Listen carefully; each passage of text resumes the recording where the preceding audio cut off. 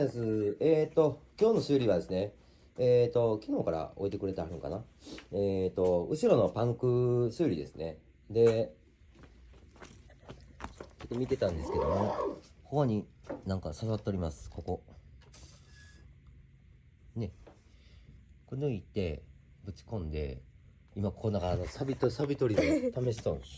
紫だって。うん。めっちゃ怖い。ちゃんと流せる、向こうに流せるじゃん。うわー、すごい。やっていきます。